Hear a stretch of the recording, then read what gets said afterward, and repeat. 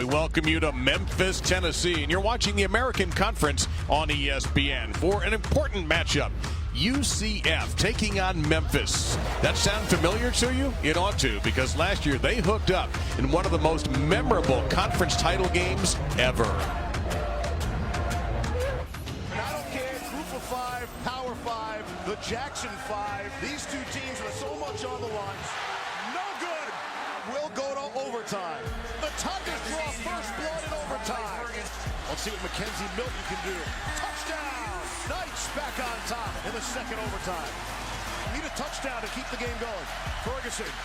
Trey Neal on the pick. The Knights of UCF are the American Athletic Conference champions. And in that game, in this win streak that UCF has, was the last time they trailed in a game at halftime. That's how dominant the Knights have been. Will they extend that domination this afternoon in Memphis at the Liberty Bowl? Or will the Tigers score the upset and knock UCF out of the ranks of the unbeaten? Hello again, everybody, along with the former Buffalo Bill Ray Bentley and Alex Cordry, and we'll hear from in a moment. I'm Dave Lamont. Thank you for joining us. And Ray, there's a lot going on here. We got a streak of UCF at 18 in a row. In this stadium, Memphis has won 12 in a row. Each of the last 4 years, they've beaten a ranked team in this stadium. What are you expecting today? Oh, I don't know if I'm expecting a Memphis upset, but it could very easily happen.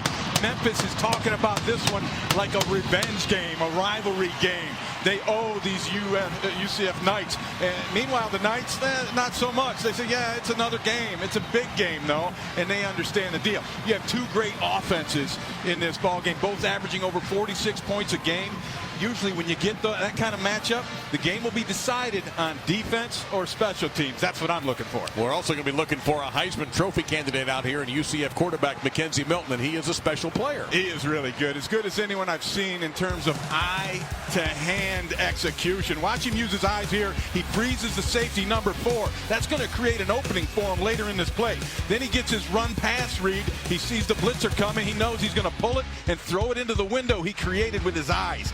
His ability to manipulate defenses is amazing. Here he is on the goal line. Again, another RPO opportunity. He sees the tight end breaking free, no one home in the middle, and he's able to exploit it. And that's what he does. He runs this high-tempo offense, and he's so far ahead of everybody else, he's able to anticipate and exploit.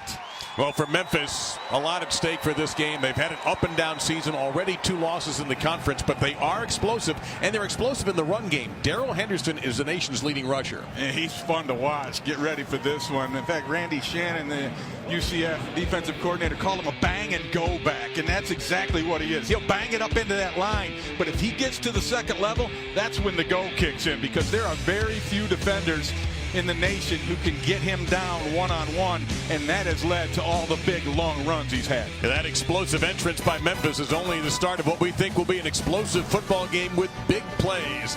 How much does this mean to UCF? Alex will have a word on that when we return.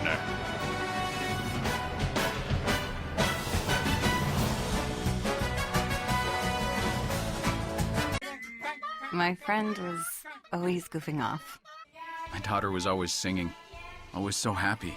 My cousin was always the life of the party.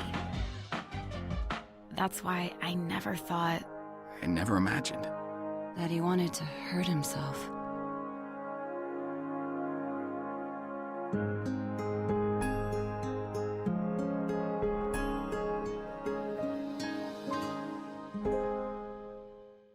In an emergency, seconds matter. That's why Prop 6 is so dangerous. There are more than 3,600 deaths on California roads every year, many caused by bad infrastructure. Prop 6 eliminates more than $5 billion a year in funds dedicated to fixing roads, bridges, and infrastructure. That delays emergency response times and puts Californians at risk. Getting to the scene quickly could mean the difference between life and death. Join public safety leaders. No on 6. Good crowd here at the Liberty Bowl under cloudy skies here. Chance of rain happening a little bit later on as undefeated UCF taking on the Memphis Tigers today. Yes, it's a long winning streak for UCF, but it hasn't always been good times for them. Just go back 4 years, they didn't win a game in 2015. So time for coaching change. Scott Frost comes in. just 6 wins was a remarkable turnaround. And then in 2017, we all know 13-0, and a portion of the national championship went to Orlando. Now, under Josh Heupel, they are perfect. And for more on the attitude around UCF, let's go to Alex Cordry. Dave, Knight's head coach Josh Heupel says we don't even talk about the win streak. UCF's 18-game winning streak is the longest since Alabama won 26 straight games just about 2 years ago. But that's not what these Knights are focused on. Talking to the conference's Defensive Player of the Week, senior Titus Davis, he says we know who we are, we know where we stand, but we also know that means each week everyone's going to give us their best. Adding, if we lose this week, that winning streak goes right out the window. So Dave Ray, these Knights look at each week like they're 0-0, and they're hopeful to go 1-0 in Memphis this afternoon. And it will not be an easy one, Alex. Thank you very much. UCF won the toss, and they took the ball. A lot of teams defer to the second half, but they've decided they want to get an offense that has scored 64% of the time they've had the ball on the field right away. Yeah, why wait? Light them up. Memphis has not beaten UCF in this century. They've lost 11 in a row, and here's Adrian Killens. Might be the fastest person in this stadium. Although he has not broken one yet this season in the kick return game anyway for the Knights. Toe has met leather. Let's start.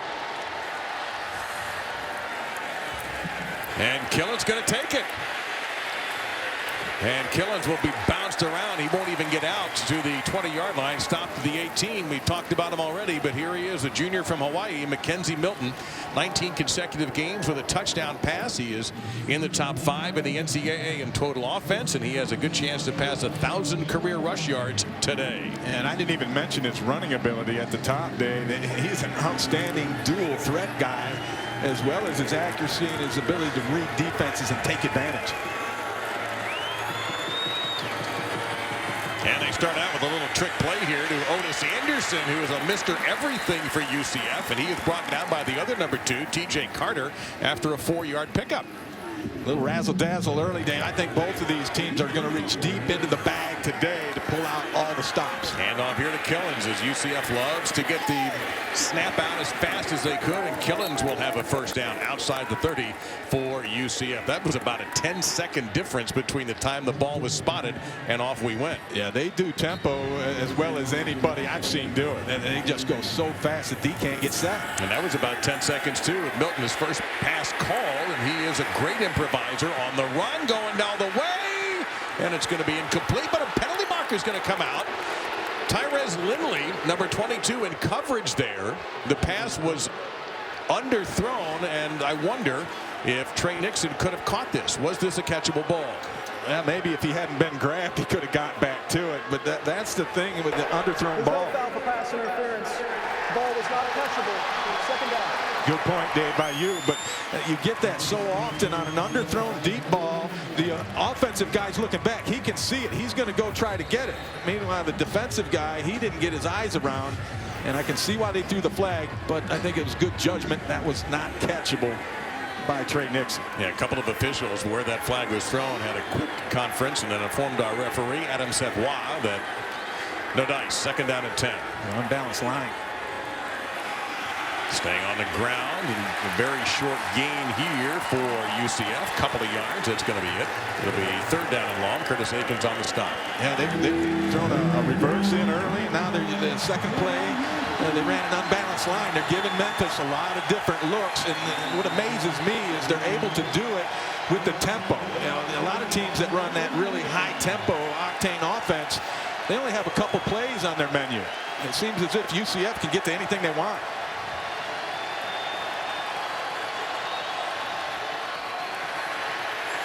Milton, down he goes. That's just the third time that he has been sacked this season. And John Tate, the redshirt sophomore, is hungry for more.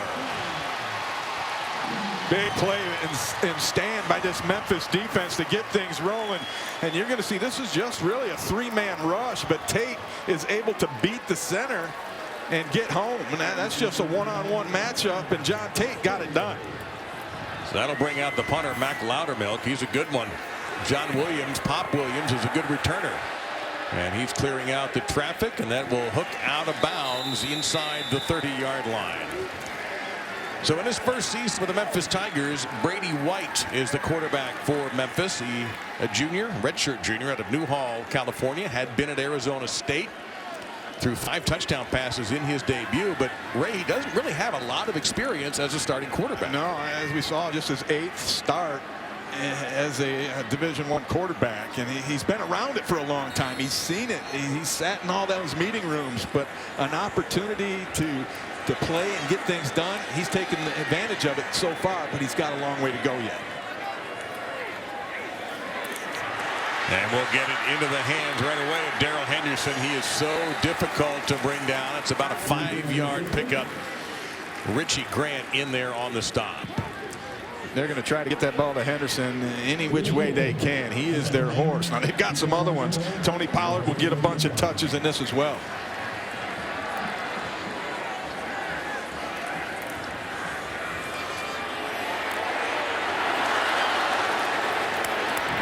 And we would like to welcome those of you who watched that thrilling Northwestern victory over Nebraska. We're at the Liberty Bowl in Memphis, Tennessee for this American Conference matchup, a rematch of last year's remarkable championship game. Along with Ray Bentley and Alex Cordry, I'm Dave Lamont. And we're looking at 3rd down on about 6 here for the Tigers in their first possession. UCF was forced to punt. Brady White underneath. Henderson so hard to bring down with one guy. And that is DeMonte Coxey, actually, number 10. And he will pick up 8 and a first down. Yeah, and they gave him a little cheese. They sent Henderson outside, and that got a lot of the UCF eyes on him. And that opened it up on the inside slant.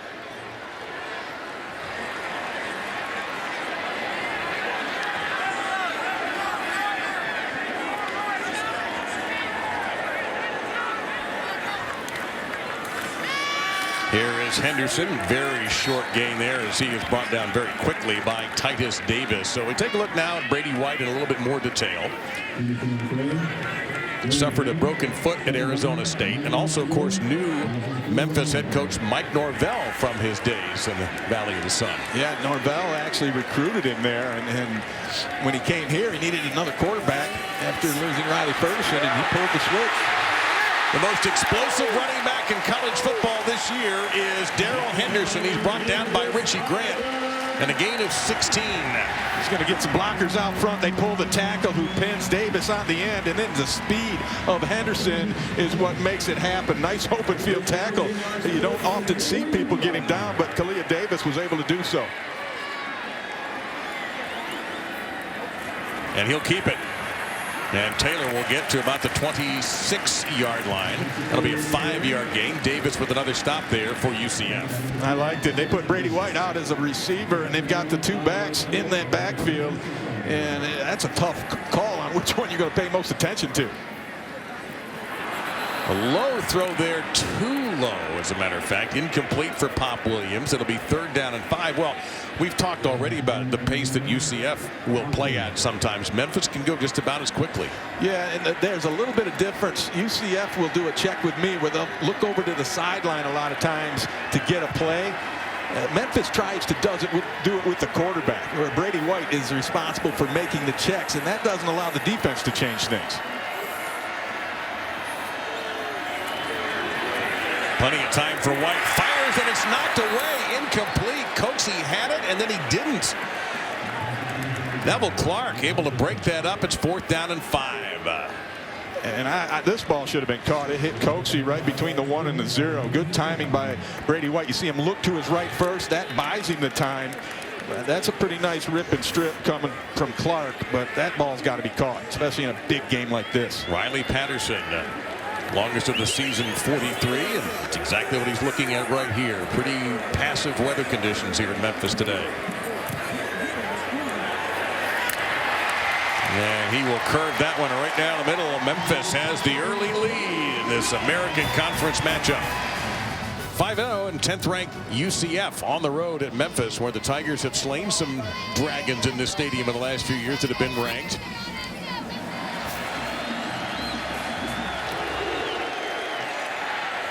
This time Killings will watch this go over his head.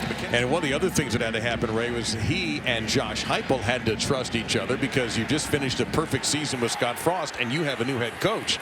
We'll get into that here in just a moment, as now UCF breaking a big play here on the handoff, and a big opportunity down the field into Memphis territory goes Marlon Williams.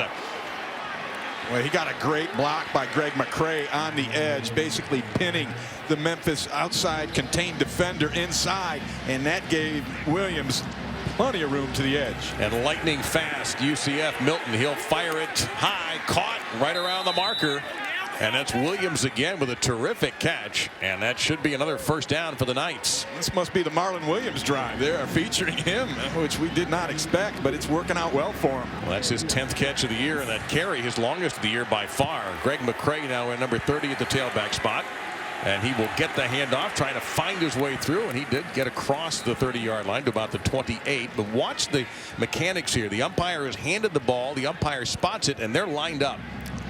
Yeah, and they're going a little slower than what you would expect. Now, one thing that you'll see is Mackenzie Milton will give a quick clap with the hands, and that tells everybody we're going really fast.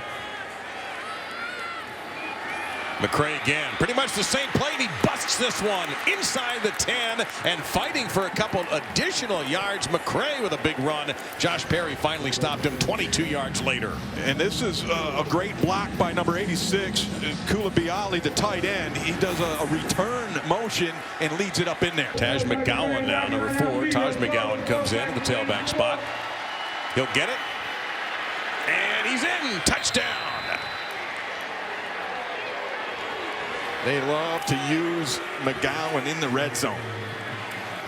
And because it's the reason is he's 6'2", 210. He's their biggest back by quite a bit. And so he'll get the extra power, and he showed it there. Good push up front by the offensive line. A smart drive by these Knights to grab the lead. Number 3 in the NCAA in total offense. They are number 10 in the nation in rushing at about 270 yards a game, and they did this 6 plays, 75 yards in a minute and 47 seconds. And it's just power up the gut. The big boys pushing, and McGowan getting into the end zone for the Knights. They must have shot that at sunrise, because Beale Street is not normally that quiet. It wasn't last night, from what I hear anyway. Yeah, that's the rumor. Taj McGowan's second touchdown run, a third touchdown run of the season. A senior out of Hollywood, Florida, putting UCF in front after falling behind pre-thing. They lead 7-3 here. Yeah, several people made the comment the track meet might have just started. These two offenses are going to run up and down this field if it stays true to form. Well, here they're going to avoid kicking to Tony Pollard. Henderson will have to come up. He's got to catch that, and he does, and he's going nowhere. So UCF avoiding the explosive Tony Pollard, and this paid off for the field position game. But Henderson can change field position very quickly. Look at him go here. Henderson has run all over the field. Now it's a foot race, and he'll take it out of bounds as he didn't have the numbers, and Brandon Moore chases him. What a spectacular run for Henderson. He's done it again. That's the bang and go. Randy Shannon was worried about the defensive coordinator of the Knights. Once he gets to that second level, Henderson is going to go a long way, and it's just amazing. Then he got a block at the end from his quarterback, Brady White, hustling down the field. 9th rush of 40 yards or more for Henderson this year. White on the keep, plays off of his big center, Drew Kaiser, number 54, and gets about 4 yards there. Second down. Gilliard on the stop for the Knights.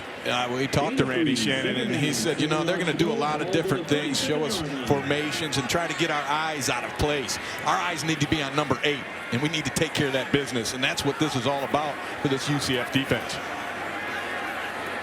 Well, looks like Henderson's going to be in charge of the offense here. He bumbles the snap. The ball's on the ground, and he's going to have to fall on it. That's going to lose back to the 41-yard line. A little bit of a low snap coming out from Kaiser, but, you know, it's just something that Darrell Henderson doesn't do a whole lot of. Take snaps out of that shotgun, and it backfired on him.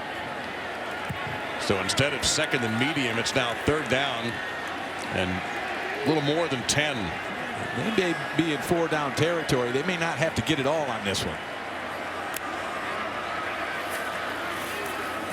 Delayed blitz. White guns it near the mark. That's going to be really close to see what they do with forward progress here. And it looks like they're going to be just short You're faced with 4th down and less than a yard to go here. Yeah, and you're going, and they're going fast right now. And my money says number 8's going to get the football. He does, and he gets the first down easily for Henderson. Do you see the same guy I see when I watch Henderson, which is Marshawn Lynch, that same style? Yeah, that's a great analogy, a comparison right there. And it's the whole bang and go thing we talked about, where he can rough it up in between the tackles, but once he gets to that next level, he's a next level guy. Patrick Taylor comes in now, number 6, to relieve him. White going for to the goal line, and it's batted around and incomplete.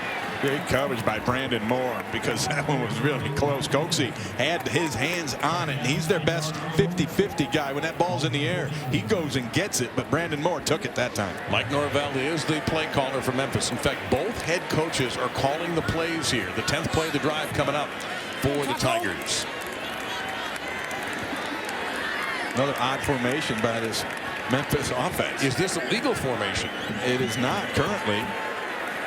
You don't have near enough guys on the line, but they're just trying to create tempo by doing something odd and then snapping the ball relatively quick. They got 1 second, and they got it off just in time, and Henderson is taken down. All of that ended up in a loss, as Neville Clark wasn't buying anything that was being sold. No, UCF just sat back and said, that's all right, we're going to blitz our corner, so you go ahead and do whatever you want to do. And Clark came off the edge. No one touched him, makes the big tackle for loss.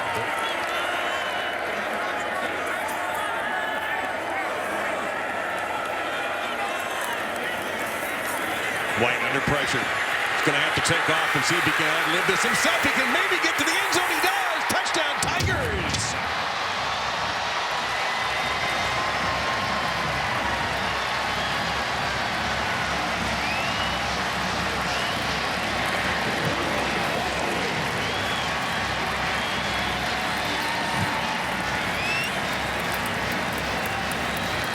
Brady White, not a great runner, but he's an excellent scrambler, if you know what I'm saying. He's got good pocket feel. He was able to get out, break a couple of arm tackles, some hand grabs, and get his way into the end zone. Big play. It's 3rd down and 12, and the offsides, really 2 offsides penalties against UCF aided Memphis in this touchdown drive, and the Tigers retake the lead. And they converted on a couple of 4th downs, too, which really made it happen for him. But here's Brady White showing you the magic. You know what? Mackenzie Milton can run, so can White. Brady White rushes for the first time into the end zone in his short college career, as a starter anyway. And the Tigers retake the lead here, 10-7. They emptied several formations, the likes of which we've never hardly ever seen before, and we're in the first quarter. Yeah, they've got a pair of 11-play drives, one for the field goal and that last one for a touchdown. Henderson has now 999 yards on the season. Now can UCF counterpunch? They give it to Anderson, and he's going to be driven out of bounds.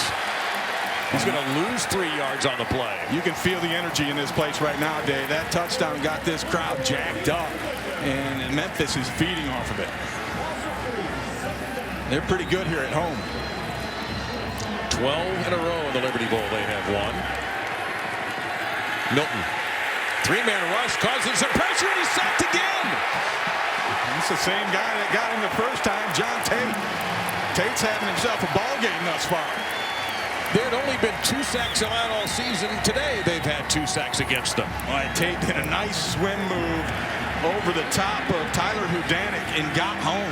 Now Milton comes out firing. It's going to be caught out in the flat. He had a long way to go on 3rd down. This will be way short of the 1st down, and UCF will most likely have to punt. But in this game, I expect anything. Yeah. I agree with you. We've seen some wild stuff already.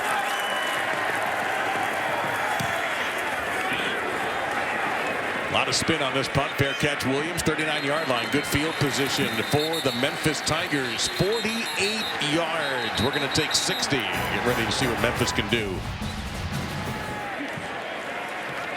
Henderson. Look out here. Henderson, 10 yards and more. Henderson, that's a touchdown saving tackle by Aaron Robinson. Henderson, the former Crimson Tide, after 20 yards. There he goes. This is just a zone sweep where everyone's going to try to work to the outside edge of their man, and they let Henderson take it and him pick a hole. He found one, and then he makes a guy miss in the secondary again. Henderson now over 1,000 yards for the season. 90 yards today. Pollard in the backfield right here.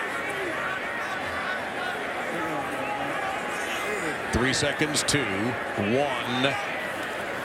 They get it off just as the quarter was about to end. Henderson to the 5.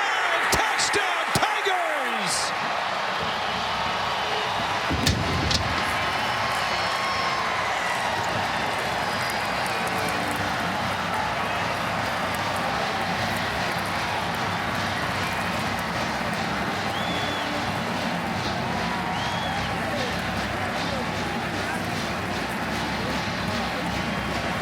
If you hadn't heard of Darrell Henderson before today, don't forget the name. It'll be hard to. He's been amazing thus far. 115 yards in the opening quarter on 12 carries and the touchdown. Boy, he got a big assist from his fellow running back, Tony Pollard, who usually when Pollard gets in the backfield, here he is right here. Watch him come off the edge and get a nice block to lead this play. When Pollard's back there, he's supposed to run. He got himself a block, and it opened up for Henderson to take it to the house. College football will continue after this message and a word from our ABC stations. For Memphis, see Henderson over there, number 8, redid himself in the offseason. He changed his body, changed his eating habits. He actually had to give up his mother's strawberry shortcake, which I cannot imagine how difficult that was. But this retooled Henderson has become maybe the best running back in the country, certainly at the moment. Opportunity here now for UCF. And Killens, look out here. He's got great speed. Killens will be chased out of bounds. I think that was the kicker, Riley Patterson, who ran him out. Excellent field position. Best so far for Mackenzie Milton. Ray, he has not formally rushed the ball yet. No, he's been sacked twice. He's got 2 carries for -16. I imagine they're going to open that part of the offense up here. He'll come out firing here. A short pass caught by number 13. Gabriel Davis. He's tackled by several Tigers, but that's going to be a solid 7-yard pickup to the 44. And this is some adversity that the Knights have faced, and we talked to Coach Heupel about adversity. He said they've tried to manufacture some, they've discussed it, they feel like they've faced some of it, but they have never been down 10 here early in the second quarter yet this year.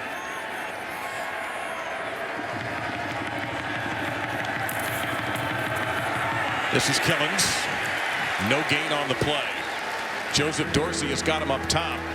Austin Hall got him down low, and Hall is a versatile player for this Memphis defense. He'll play outside linebacker, safety off the ball. He'll play the alley.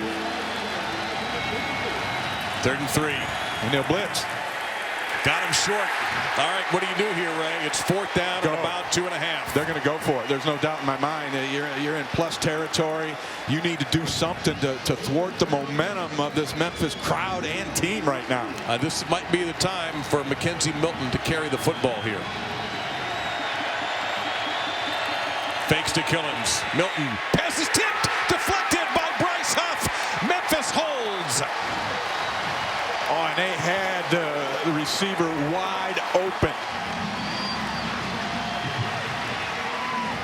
Big play by Huff. Watch the receiver number 2, Otis Anderson. He's wide open in the flat. If Huff does not get his hands on that thing, that's going to be more than a first down, I think.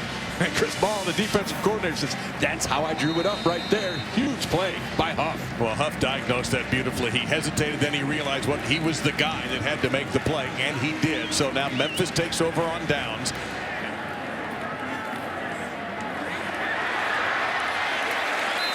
And another carry for Taylor, who thought he could have gotten more than the 6 he did. We did see, Ray, when we came back from break, Darrell Henderson had looked like a heating pad or a big towel on his right leg. So that's something to keep an eye out for.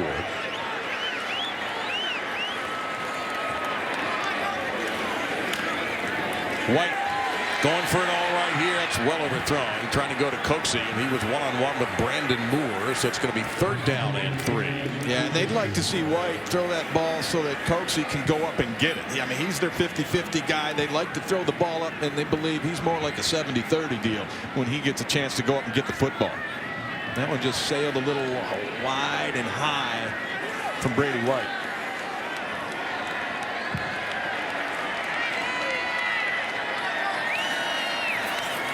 White.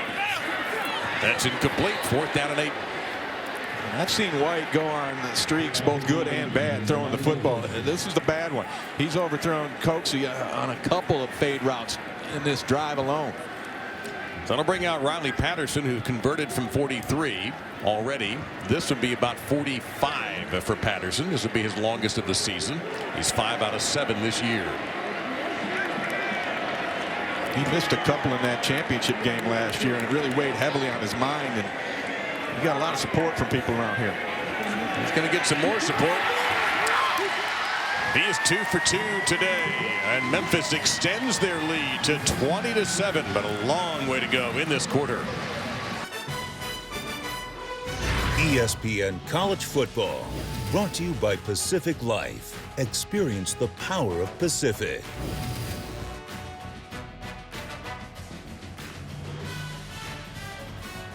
And there you see the longest winning streaks in this century, by the way. Now we're not going all the way back, and that led to this with UCF with 18 in a row and 13-0 last year. Well, we'll see if they're going to leave Memphis 18-1. We got a long way to go with this one. Then in the offseason, the Coley Matrix said they were national champs, so that gave more validity to what I thought, by the way, is one of the most brilliant marketing campaigns ever. Yeah, I agree 100%. I loved it when they made that claim, and why not? I mean, Auburn beat Alabama last year, so you do the football math, and UCF beat Auburn, so Going to get a fair catch on the kickoff, so the Knights will take over at the 25-yard line. So they haven't hit on any 3rd downs yet. They came in number 2 in the country at 59%. And they missed on a 4th down as well. Milton's going to keep it here, was looking deep, slings it underneath, has his man. That's Davis. He could go. Davis, he will go. Touchdown, Knights. 75 yards. Yeah, or they could just throw it to Davis. That would work. Get him back into it. Amazing play, and it goes back to Mackenzie Milton and his ability to manipulate a defense, use his eyes. This is an RPO where he's going to actually, that looks like play action to me. I think that was pass all the way. They felt like they had something on that inside breaking route, and they did. Lindsey couldn't make the play, and Davis goes to the house, and all of a sudden things are looking a little brighter for the Knights. You can hardly do a drive any quicker than 13 seconds. Oh, that's pretty good. Get our second look, I should say, at Matthew Wright on for the PAT. He's the all-time leader in that category in UCF and has scored 311 points in a very distinguished career in Orlando. Low snap, but it's handled. Make that 312 points for Matthew Wright. And for Mackenzie Milton, now 20 consecutive games with a touchdown pass, and that's a big one. It slows down the Memphis train.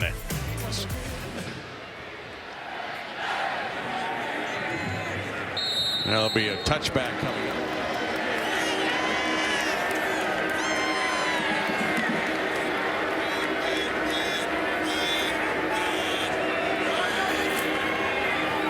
He's going to get the carry here in no gain, maybe even a loss of a yard or 2.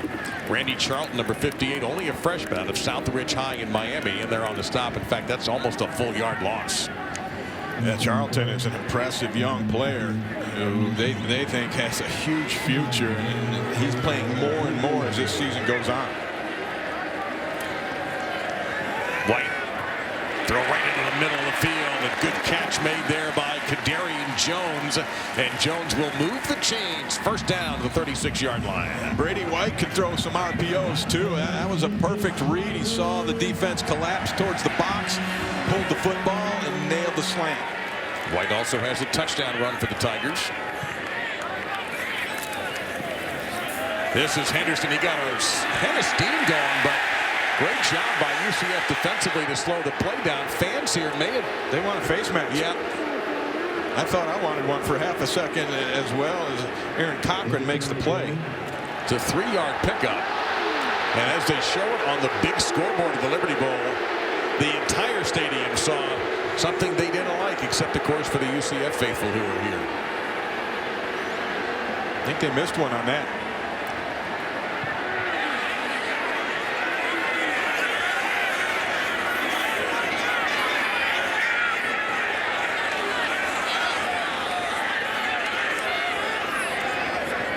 White, that is going to be a run-pass option as he slings it down the field. The catch is made and a whole lot more for Coxie. 25 and down about the 22-yard line. DeMonte Coxie out of reserve Louisiana.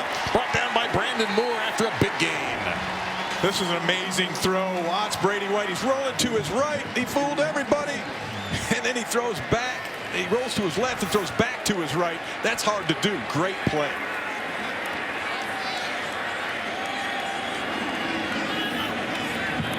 Direct snap and a direct hit.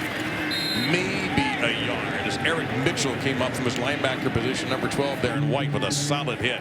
And Mitchell came around the edge. I mean, that's a linebacker's dream. You just go meet the man in the hole. Nobody got a hand on him. You got to make those plays, and he did with authority.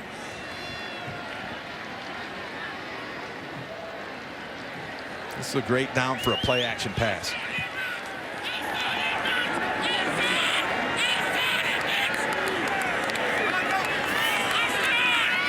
Play action, but a pass, and White's going to scramble instead, and he'll leap forward to just inside the 10-yard line. Smart play, because if he doesn't, he's going to get hit. So here you go with another 3rd and long, this time 3rd and about 8. This is where Memphis has been on top of things so far. See, they're doing some razzle-dazzle. They've got an offensive lineman lined up out here at receiver. Look at that formation. That's Trevin Tate. Nobody's covering him either. Yeah, Trayvon Tate. Well, he's in the pattern. They play off the block, and it's going to be short of the first down with Pollard on the catch. Well, Tate was open. I'll say that right. He was. He was ready for the quick screen. He wanted the ball. All right, you're 4th and about 3 here. Kick it. I think you get your points when you can. No sense in giving UCF a break or a momentum surge by making a big stop on a 4th down. Just go get your points and keep rolling. And that's the plan for Mike Norvell. Riley Patterson's 2 for 2 today. This will be the shortest attempt he's had. 22 yards.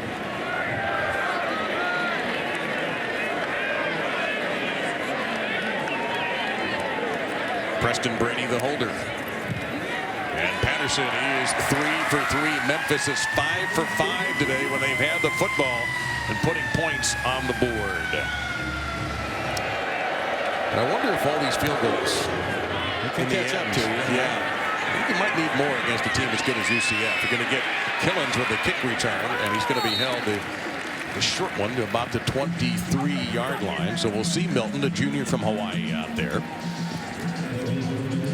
One thing they told us about Milton is that he's a cool customer, even keel. In fact, when Josh Heupel first met him, he didn't know what quite to expect. He said, this guy was laid back. He said, I expected, more of an intense personality. He said, no, but he is an intense competitor. And that's what Coach Heupel really liked. And he sat down with Mackenzie right away to get on the same page with him, and he told him he can help him get to that next level, and Milton bought into it. And a sidearm sling there. Catch made by Trey Nixon. Very fast receiver. UCF's got some great team speed. You mentioned that sidearm, Dave. He has all kinds of different launch points. Reminds me of Matt Stafford with the Lions in the NFL. Now Milton's going to run the football, and hunting and pecking his way, and the swamp donkey got him. Jonathan Wilson, number 38, a player after your heart rate. We can show the inside of that face. Look at that face paint. Yeah, he does it the right way.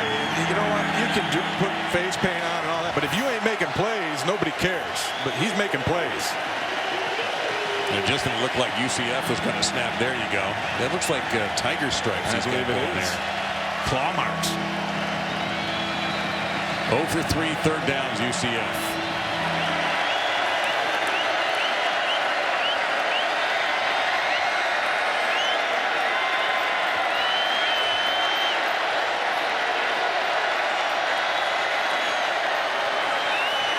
Milton's got a pocket, fires, and it's incomplete. He hit the receiver right in the hands. That was Nixon who could not hang on. 0 out of 4 on 3rd down, and UCF will bring out Loudermilk again. Yeah, and Trey Nixon, watch him. He's going to stumble out of his break a little bit. Right there when he tries to lean forward for the ball, I think it got him off balance a little bit, and you got to catch that one, but I can see what happened to him. He just got his feet caught underneath him a little bit. Left-footed, and Loudermilk roots this one. Williams trying to make one man miss. He did. Williams found a little gap there. Williams 30. And, man, there was a big hit in there. Pop got popped.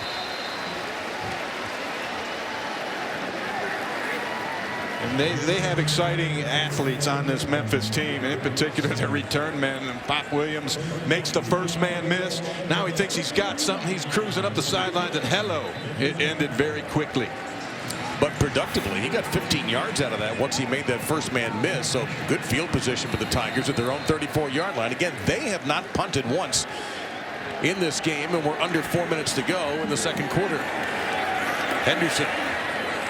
And a short gain there. They bottled him up the last couple of times he's carried it. Eric Gilliard, a freshman from Jacksonville, on the stop. 2nd and 8 coming up. And this is good for Memphis in terms of trying to wear out this UCF defense.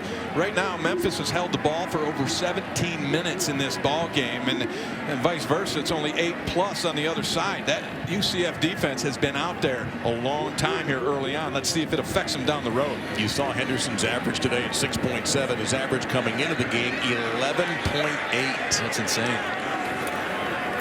They're trying to add that right here. Plays off the block. There you see that burst. He'll end it all right. Henderson, 33-yard line, and a saving tackle by Rashard Causey. And another big gain for Henderson. You get 2 guards pulling out to lead the way, and they both get their blocks. That allows Henderson access to the edge. And then, as we've said, once he gets into that second level, all bets are off. He could go to the house anytime. I guess his thigh is feeling better. Now up to 158 yards, and he put another yard up on his per carry average. Wow, that guy, anytime he touches the ball. His acceleration through the hole is unparalleled. He'll get another crack at it. And here you saw a great example of what you were just talking about right there, Ray. He accelerated to the 19. And when guys come up to get him, they take a bad angle because they don't realize how fast he is. Watch the safety come up after he follows these guards. There he is, boom, taking the shot. Right there is Kyle Gibson, who's a solid tackler, but his angle is off just because he don't believe Henderson is that fast. Gained 14 that time. 2 plays ago, they were buried back in their own end, and not anymore. He's got 172 now on 21 carries. Incredible weapon. He had 214 against Navy, he had 236 against Georgia State, and 174 against UConn. Now Pollard, and he'll breeze in. Touchdown, Tigers. They have scored on all 5 of their drives.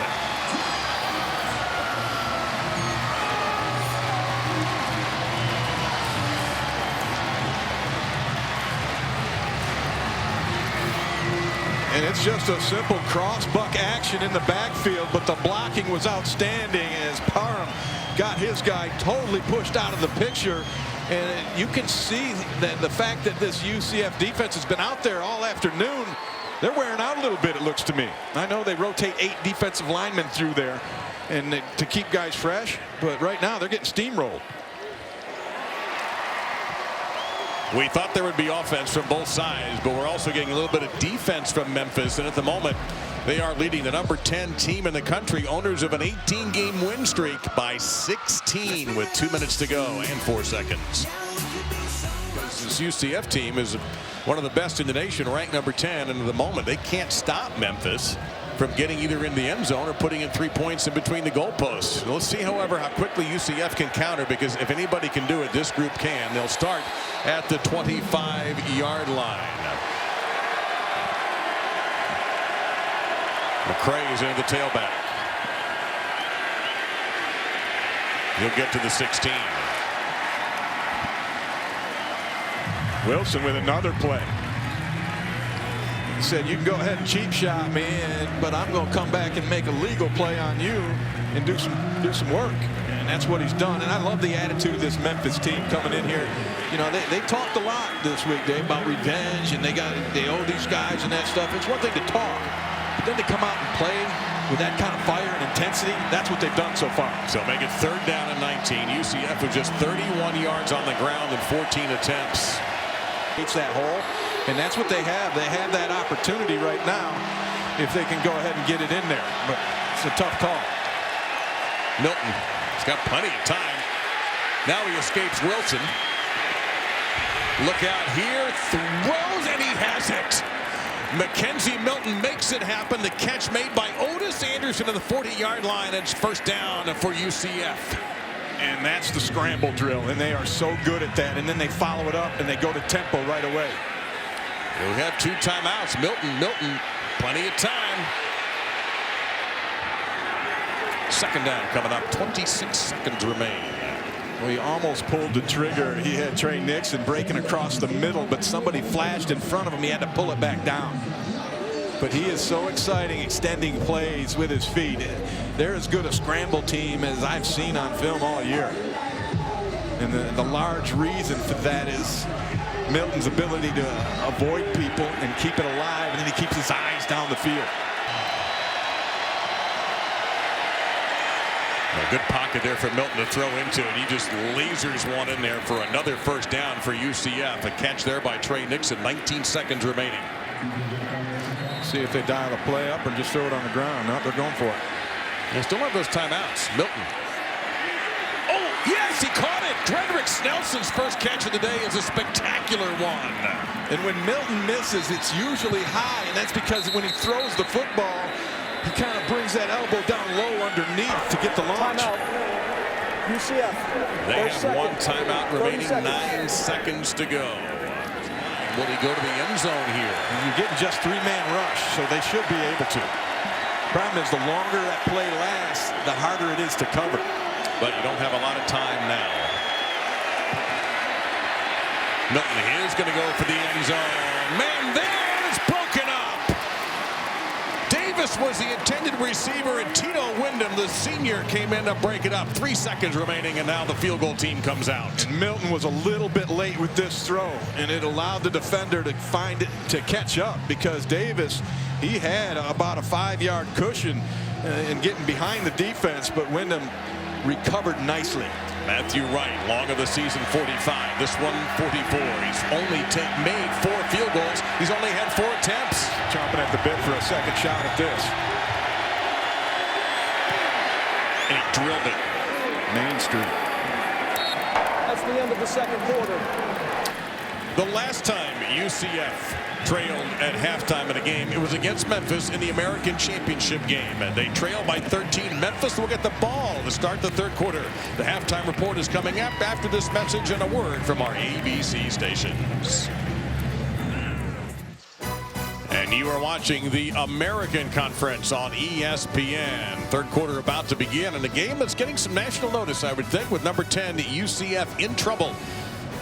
First time they have trailed at halftime of a game this season, and they are losing 30-17 to the Memphis Tigers. UCF has had just 1 lead in this game. Along with Alex Cordray and Ray Bentley, I'm Dave Lamont, and we're glad you could join us here for what we think is going to be an exciting 2nd half. Darrell Henderson has just been utterly spectacular for Memphis at running back, doing what he's done all season long. He's amazing. It's been amazing to watch him and see what he does. His speed, they don't calculate it properly. He's so fast, and when he makes that cut, everyone's taking bad angles. UCF missed 14 tackles in that first half unofficially. Most of them were on Henderson. That is our Wrangler player spotlight. 111 yards after contact, and it's begun to rain here as expected. And we'll get a kick return here from a couple of yards back in the end zone. Pollard is a spectacular returner, and he gets out to just shy of the 30-yard line. And getting rained on right now is Alex Cordray. That is right, Dave. It's finally coming, the rain. We're talking to head coach Josh Heupel. He says his offense has not found its rhythm, and that's because they need to get the run game going. On the other side, have to find ways to limit Darrell Henderson. He said he also wants to get Memphis into some 3rd and long situations. Well, they've been in some of those, and they've converted. Memphis has done a spectacular job on 3rd downs. I think Coach Heupel's exactly right about getting the running game going. That'll open things up. Well, the running game has been going for Henderson as he drags a defender for an 11-yard gain. A little more yards after contact for Henderson, who had 4 plays of 20-plus yards in the first half. He has been fun to watch, Dave. I mean, this has been a clinic put on by Henderson. And I look at him, he does all the little things right. The way he holds the football, for example, it's always high and tight. He's got all the points of pressure. He's not going to lose that thing. And then the cuts and the vision that he has to go with the speed through the hole makes a huge, huge impact. Maybe no gain on that one. He has 183 yards already in this game and a touchdown. I mean, he came in as the nation's leading rusher. He's over 1,000 yards already this season. Getting some help from them big fellas up front, too. We've seen some outstanding blocking. Guys have been just doing their jobs and knowing that Henderson's behind him, and pretty soon he's going to be in front of him.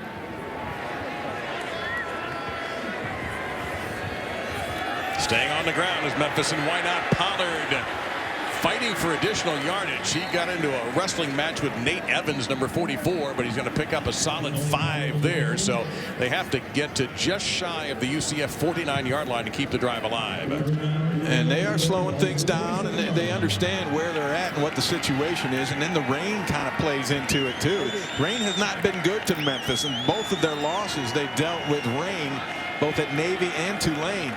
This rain might be a benefactor for them.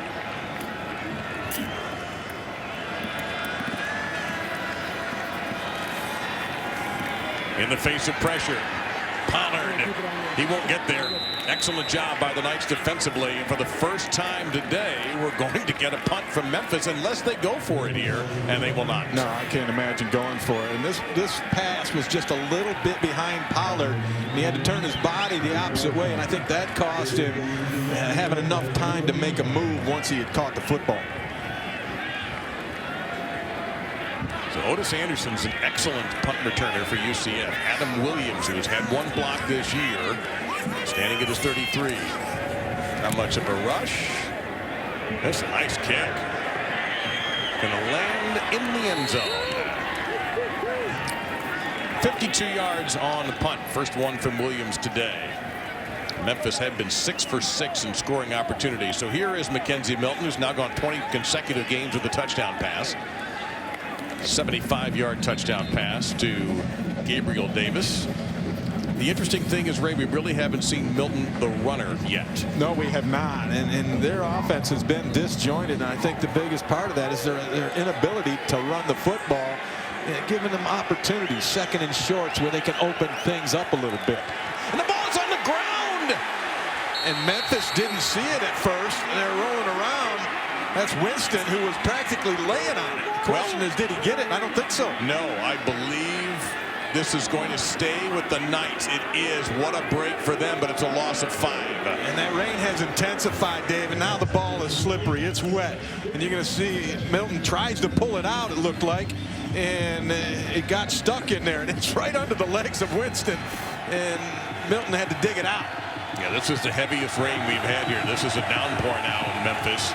A handoff to Killens, and he'll get the 5 back and maybe 1 more before Akins brings him down. 3rd down and 9, and 3rd down has been a bad down for UCF so far. See Milton trying to keep his hands not necessarily warm, but dry. 1 for 7, 3rd downs. Milton going to take off. Got to get to the 30. He won't get there. Chased out of bounds by Austin Hall. That's a huge play by Austin Hall, because UCF's going to have to punt this football away now. This deep in their own territory, there's no thought even of going for it. So Austin Hall, they count on him to make big plays. He just made a real big one there on the scramble. Yeah, so wait a minute, they're lined up now to go for it. The Duck is going to have to wait. They tried to catch him. Timeout. Memphis, their first. 30 seconds. Great timeout by Mike Norville. All right, apologies to the Duck, but this was important. So anyway, who has the longest current? Affleck, very good. Longest active conference winning streak. UCF is second in FBS. I'll give you a hint. They haven't played yet today. Well, that helps. That should. You can eliminate a lot of teams right off the bat. Yeah, except I don't know the schedule that well. Oh, I think I'll put it this way. You've heard about this game. In the meantime, here we go. Right, I'll think about it. You think about this. You see here. They're going to tempo. Yeah, let's see. Everybody bunched up, going for it in their own end zone territory. Look out. And they're going to get 6. If McGowan doesn't get caught from behind, he won't. Touchdown, UCF on 4th and 2 from their own territory. Wow. They brought in Tristan Hill, big number 9, the defensive tackle who goes 315. They put him at the fullback spot, and that helped open up the hole. And a gamble by Josh Heupel, that pays off big. He rolled the dice big time, Dave, and got a huge payout. So do you think Adrian Killens now thinks they're calling better plays? I think he likes that one. Nothing is automatic here, by the way. Even a simple PAT might be difficult in these conditions. It is big-time rain right now. And what I'm talking about at tempo is they break out of the huddle real fast, and they try to get it going before anyone's set. Oh, and they got a good block. Look at that. Number 9, Tristan Hill, just bowling balled his man. I think Kalubi Ali, also the tight end, 86, had a nice block as well. That's how you finish a block right there. I mean, he basically threw a defender, T.J. Carter, out of the saloon.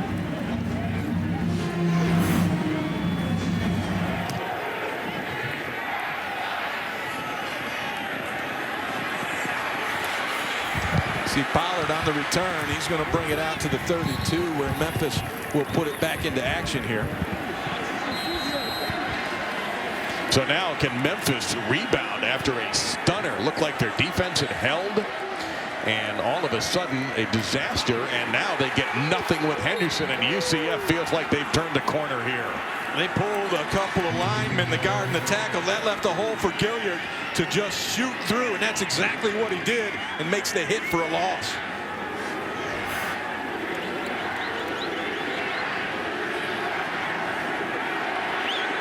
You can feel that the Knights have a little momentum right now. They got a little juice, a little mojo to them.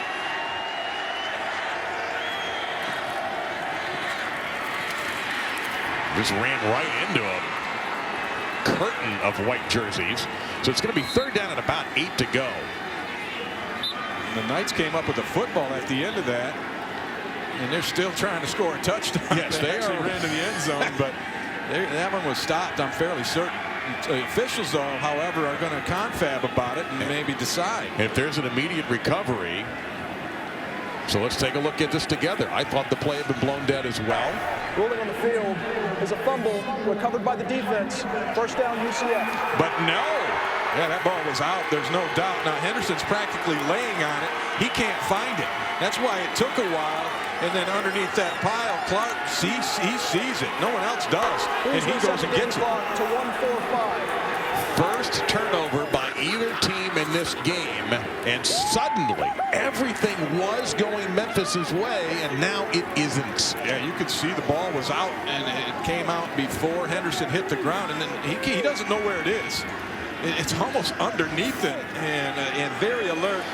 Novell Clark saw it and jumped in there and pulled it out for UCF. Crazy turnaround from where we were just a few minutes ago. Milton, couple of fakes. Drop the ball, stripped. Memphis has it. Recovered by John Tate.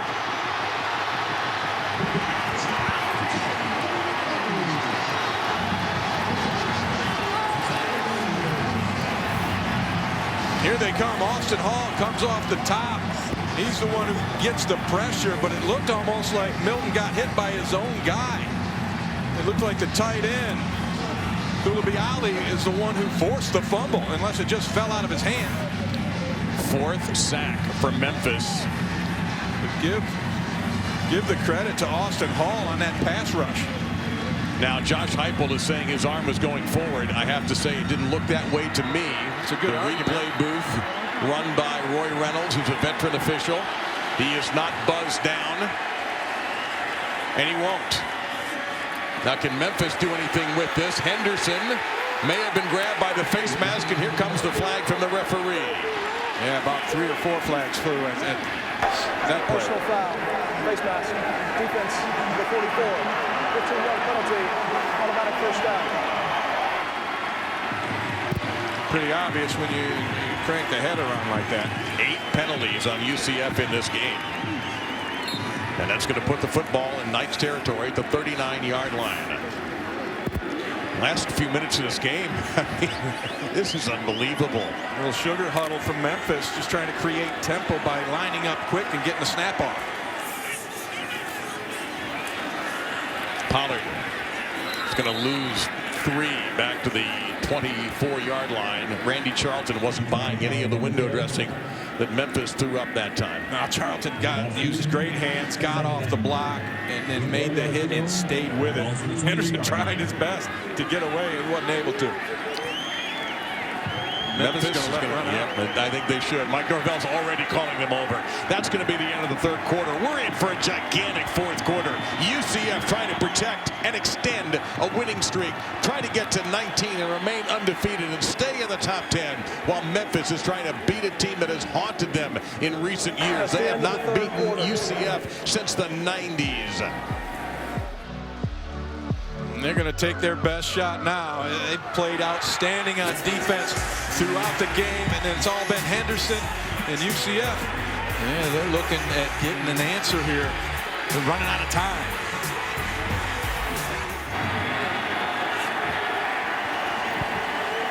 So the fourth quarter is underway. Crazy conditions, bringing out the craziest of and most dedicated of the fans. Memphis, second and long. A little flop tight end action here, changing the strength. Ball's on the ground. The rain has really taken this game over. UCF recovers the fumble, or so they say. There's a big pile up. They'll unpile them, but they did, yes. I believe. There you are absolutely correct, sir. This is a jet sweep. They flopped the tight ends both to the other side to create an overload, and now they got the jet sweep coming, and it's just a missed handoff. It looked like White got it up into the chest of his man coming around the edge. And got to tell you, the pigskin is a little greasy right now out here. Ever since that rain hit hard, the ball has been all over the place. On the ground, drop passes, fumbles. I mean, this one was amazing how the ball just laid there for a while. Milton loses it on a pass, and nobody really hit him. The ball is really wet and slippery right now. The last 6 plays, we've had 3 turnovers. Killins straight ahead. He runs into Curtis Akins after a short gain. This has really turned into, Dave, almost like who can have a better handle on the football is going to be the one who pulls out of this deal. What does this do to you? These are 2 wide open play callers in Heupel and Norvell, and they can't do it. No, you can't, and you got to mitigate your risks here and be real intent on the handoffs. And the other ways you're moving the ball around and changing possession. Well, that's a nice throw there from Milton. Coming back to the football was number 16, Trey Nixon, a former Ole Miss wide receiver. And it's a first down for the Knights. And it can be done. And people have been playing football in this kind of weather and worse for a long time. But that ball seems particularly slippery of the last, 10 minutes. Killins, tremendous speed if he gets loose. But Memphis read where he was going. And blowing it from the backfield was number 32, Jacoby Francis. And Francis kept his leverage because this is a deal where Killins is trying to get outside. He's looking for every gap, but there's his man on the very edge making the play, Jacoby Francis. 6 tackles for a loss for Memphis, second down and 11. Milton. Nobody open. He can run it, as we know. On the run, throws, and not even close. Third and 11 coming up. Yeah, they went max protection. They only had 3 men out in the route. And when you go to a scramble drill, it's a lot easier for that secondary to lock onto people. They call it plaster, where you just plaster onto the receiver in your area. And if you don't have one, look around and find one and get to him.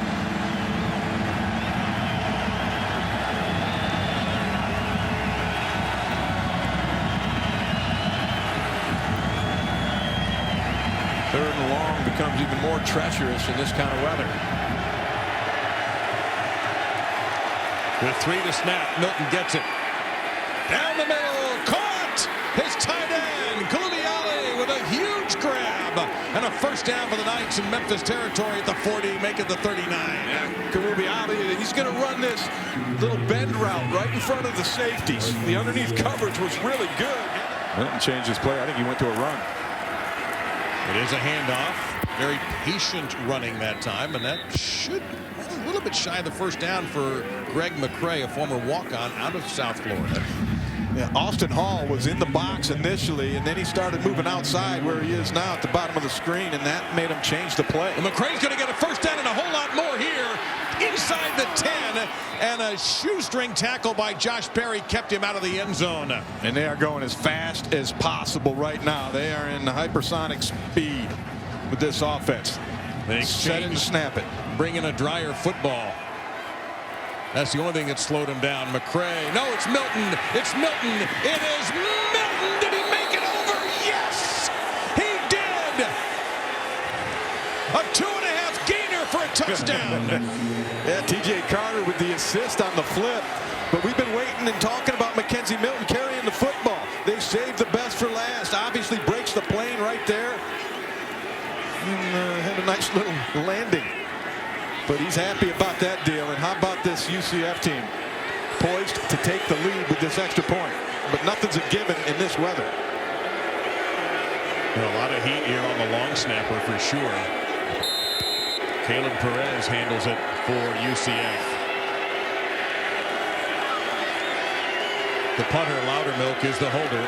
A little bit of a high snap, but well handled. And UCF, the number 10 team in the country, takes the lead with 12:14 to go. And when it gets cranked up, Mackenzie Milton gets cranked up, and he cranks one into the end zone. Crazy rainy conditions, and UCF outscoring Memphis in this half after trailing 30-17 at the half. The rain is really coming down hard, and it has been for about 20 minutes in real time. And this is going to be an awkward non-kick return, but well handled at the 28-yard line. I don't think you'll ever see a group of 5 team crack that playoff. Tracking into the second level is Henderson.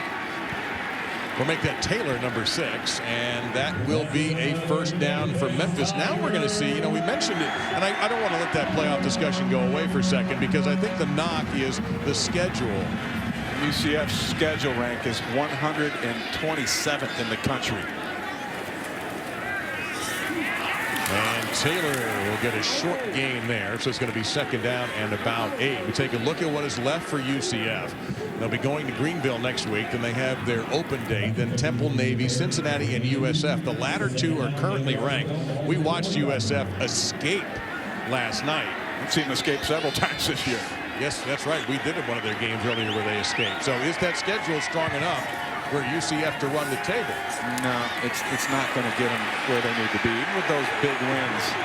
And a first down here. Tony Pollard will get it into UCF territory. What has UCF done to shut him down? Well, they've played harder. They're adding a guy to the box. They haven't let them sustain drives. I mean, just 8 carries in the second half for Henderson. He carried it 22 times in the first half. And so they've been stopping him on early downs and taking him out of that run game. They go to the run game. They go to Henderson, and he spins and picks up about 5. Titus Davis kept that from being a huge gainer there for Henderson. Yeah, and somewhere Pac-Man Jones is proud of his cousin. That's right, Titus Davis. Pac-Man Jones, defensive back, pretty close. Yeah, Davis looked up to Pac-Man growing up. That was the guy he wanted to be like. Henderson looking for a little gap. He doesn't need much. And it's going to be third down and about 2 coming up. They're not quite to field goal range yet. They need another first down to give them a shot at that. At least a comfortable shot. Well, again, I think it's 2-down territory. Yeah, I believe they'll probably, well, let's see what happens on this play. But if it's an opportunity, yeah, go for it. They've grown cold on third down, Memphis. They've missed their last 5. White, little pressure, pocket collapsing, and he's sacked for the first time today.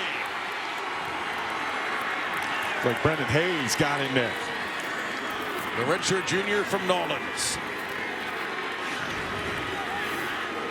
You're going to see number 6 at the top of your screen. He does a little up and under move, gets a push off of Dustin Woodard, and continues his momentum right into the face of Brady White. Now, White had his back open over the middle, but he couldn't see it because of the massive human in front of him. The wild mood swings of this game take another shift as Williams will try again to stick this inside the 20. He did. Out of bounds at around the 19-yard line. Tomorrow, this game has been fun. Yes, it has. And it's still good. It's 6 more minutes of fun on the clock right now. It's still up in the air. Williams goes in motion. They hand it to him. Memphis all over him, but he managed to squeeze a couple of yards out of that toothpaste tube. It'll be 2nd down and 8.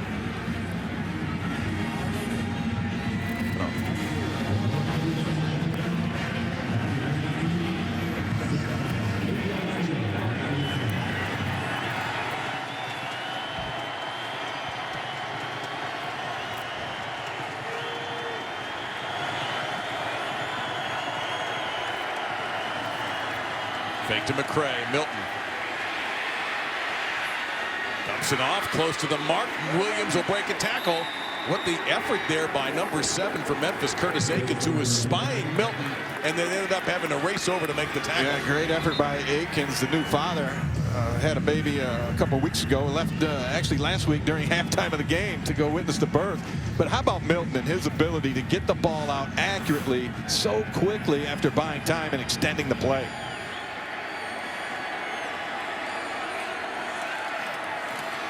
McCray, stutter step, disappears. Can't even see him hardly. No gain. Jonathan Wilson, the swamp donkey, out of Louisiana, ties him up. Nice play in there along with Emmanuel Cooper as well in this inside defensive line. Those guys have played really well today. They've shut the run down throughout the entire afternoon.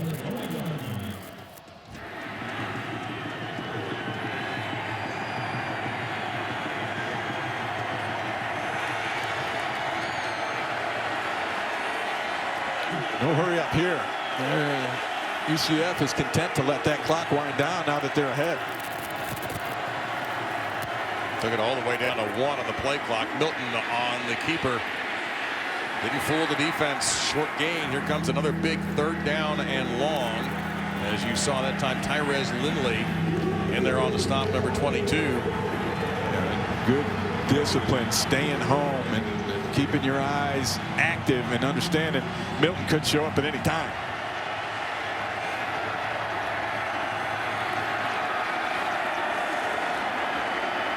McGowan is the running back. Pressure coming. Picked up nicely. Milton, I don't know if that's going to be a 1st down. It's not. They're going to be a yard short. And that's a route mistake by Gabe Davis. So when he runs a comeback like that, he's got to get the sticks. He choked it down 1 step too soon. Then you come back for the ball. He's got to take that up the field and make sure that if he does catch it, it's a 1st down. Hey, they're going to go for it again. They did it at their own 28-yard line and ran for a touchdown. They're meaning to win this ball game, and they're meaning to earn it. I wonder if we just snap it directly to the QB. No, there's going to be a handoff, and there's going to be a 1st down for UCF. And now Memphis is going to have to start burning the 1 timeout they have. And it's Tristan Hill who's in that ball game again, the 315-pounder as the fullback.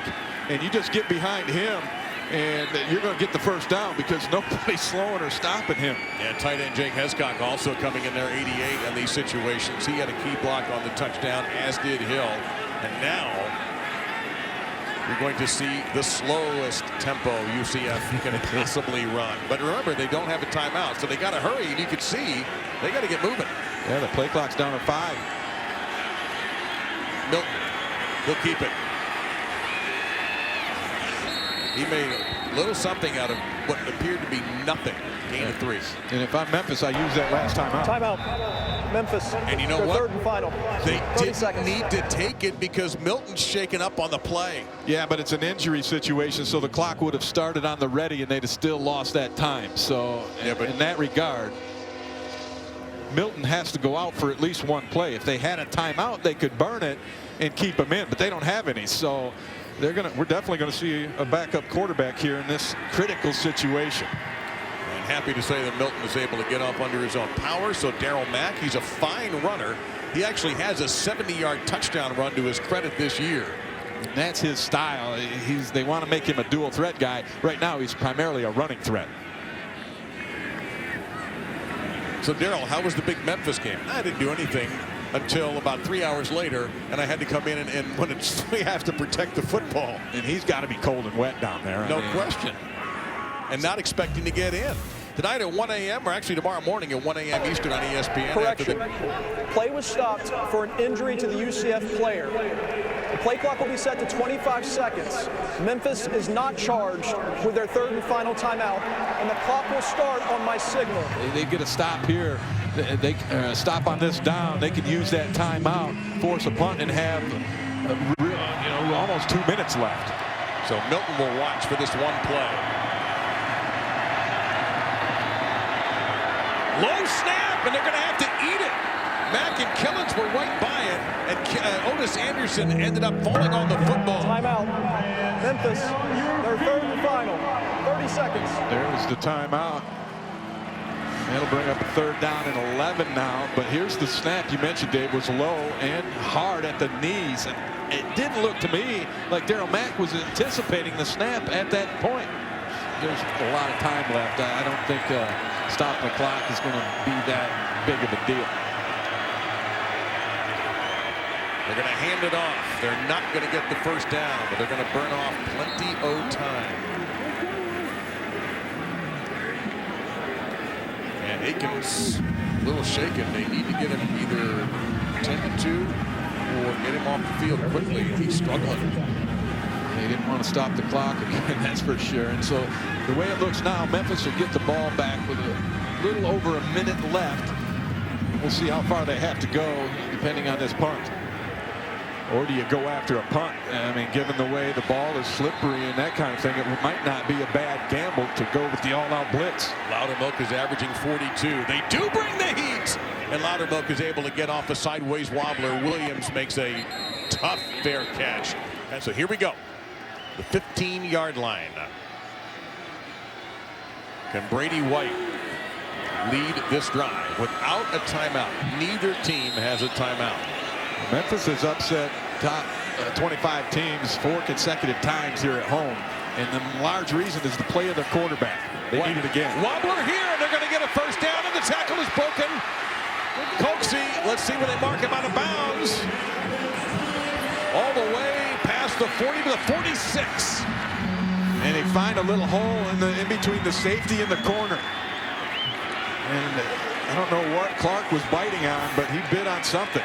31 yards on that one. White has time toward Coxie. That's too far.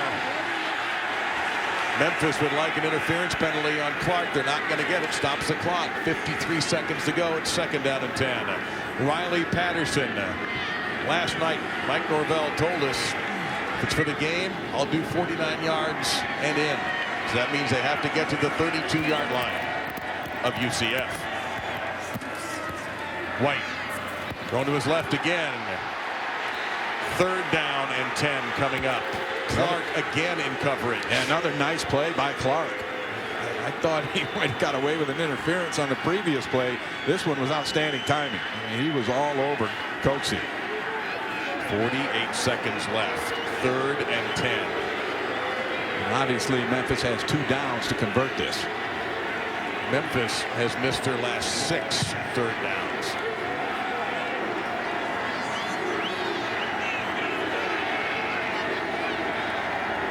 Henderson could be an option out of the backfield as a receiver. He's in there next to White. He slips out. White got to do something. He'll throw it to the stick. It's going to be caught into UCF territory. Goes Dykes, the tight end, to the 35-yard line. That will stop the clock. You got to get up there and spike this football. Gain of 19. The clock hasn't started yet. Now it has.